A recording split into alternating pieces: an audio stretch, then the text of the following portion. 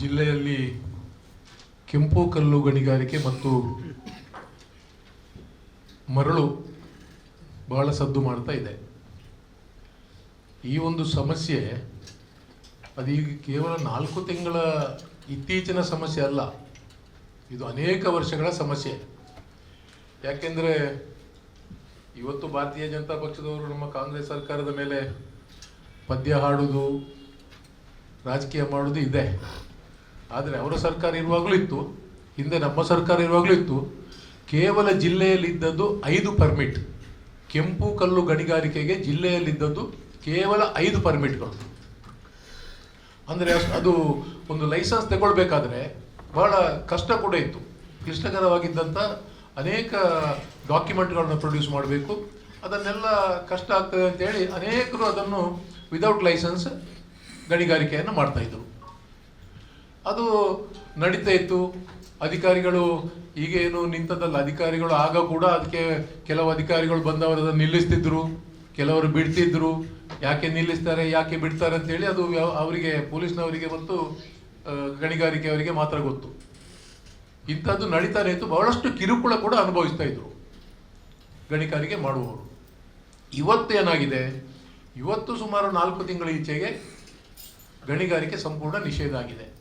ಅಂದರೆ ಲೈಸೆನ್ಸ್ ಇದ್ದವರು ಮಾತ್ರ ಮಾಡಲಿಕ್ಕೆ ಅವಕಾಶ, ಲೈಸೆನ್ಸ್ ಇಲ್ಲದವರಿಗೆ ಮಾಡಲಿಕ್ಕೆ ಅವಕಾಶ ಇಲ್ಲ ಅನ್ನುವಂಥದ್ದನ್ನು ರೂಲ್ಸನ್ನು ಸ್ಟ್ರಿಕ್ಟಾಗಿ ಫಾಲೋ ಮಾಡಿದ್ದಾರೆ.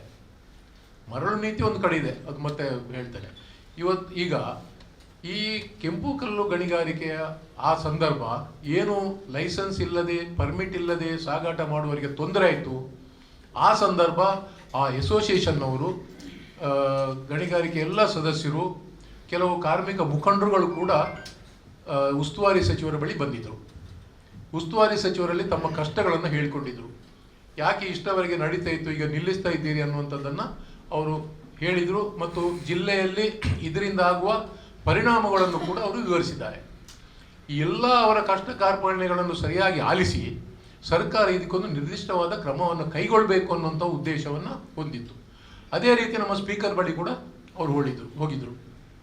ಈ ವಿಚಾರವಾಗಿ ಮಂಗಳೂರಿನಲ್ಲಿ ಅನೇಕ ಗಣಿಗಾರಿಕೆಯ ಅಧಿಕಾರಿಗಳೊಂದಿಗೆ ಉಸ್ತುವಾರಿ ಸಚಿವರು, ಸ್ಪೀಕರ್ ಅವರು ಅನೇಕ ಮೀಟಿಂಗ್ಗಳನ್ನು ಮಾಡಿದ್ದಾರೆ. ತದನಂತರ ಇದು ಸರ್ಕಾರಿ ಕಾನೂನು ಆಗಬೇಕು ಅನ್ನುವಂಥ ಉದ್ದೇಶದಿಂದ ಇದು ಬೆಂಗಳೂರಿಗೆ ಶಿಫ್ಟ್ ಆಯಿತು. ಬೆಂಗಳೂರಿನಲ್ಲಿ ಕೂಡ ಸ್ಪೀಕರ್, ಉಸ್ತುವಾರಿ ಸಚಿವರ ನೇತೃತ್ವದಲ್ಲಿ ಎಲ್ಲ ಪ್ರಿನ್ಸಿಪಲ್ ಸೆಕ್ರೆಟರಿಯಿಂದ ಹಿಡಿದು ಅದರ ಸಂಬಂಧಪಟ್ಟ ಎಲ್ಲ ಮಂತ್ರಿಗಳು ಮತ್ತು ಜನಪ್ರತಿನಿಧಿಗಳು, ಜಿಲ್ಲೆಯ ಮತ್ತು ಅದರ ಅಸೋಸಿಯೇಷನ್ನ ಮುಖಂಡರು ಎಲ್ಲರೂ ಸೇರಿ ಬೆಂಗಳೂರಿನಲ್ಲಿ ಹಲವಾರು ಮೀಟಿಂಗ್ಗಳಾಗಿವೆ. ಇದರ ಪರಿಣಾಮವಾಗಿ ಇವತ್ತು ಸರ್ಕಾರ ಕೆಂಪು ಕಲ್ಲು ಗಣಿಗಾರಿಕೆಗೆ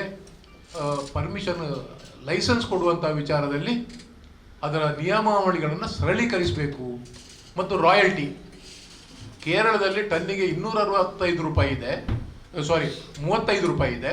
ಕರ್ನಾಟಕದಲ್ಲಿ 265 ರೂಪಾಯಿ ಇದೆ. ಇದು ಅವೈಜ್ಞಾನಿಕ. ಕೇರಳ, ಕರ್ನಾಟಕ ನಾವು ಬಾರ್ಡರ್ ಸ್ಟೇಟ್ಸ್. ಈಗ ಉಳ್ಳಾಲದಲ್ಲಿ ಕರ್ನಾಟಕ, ಆಚೆ ಕೇರಳ. ಆದ್ದರಿಂದ ಈ ತಾರತಮ್ಯವನ್ನು ನಿವಾರಿಸಬೇಕು ಅನ್ನುವಂಥದ್ದು ಅಸೋಸಿಯೇಷನ್ನವರ ಬೇಡಿಕೆ. ಈ ಬೇಡಿಕೆಯನ್ನು ಕೂಡ ಸರಳೀಕರಣಗೊಳಿಸಬೇಕಾದರೆ ಸೀದಾ ಒಂದು ಕಾನೂನನ್ನು ಮಾಡಿ ಕೈಗೆ ಕೊಡಲಿಕ್ಕೆ ಆಗುವುದಿಲ್ಲ. ಇದಕ್ಕೆ ಸರ್ಕಾರ ಬೇಕಾದಷ್ಟು ಎಕ್ಸರ್ಸೈಸ್ ಮಾಡಿ ಇವತ್ತೊಂದು ನಿರ್ಧಾರಕ್ಕೆ ಬಂದಿದೆ.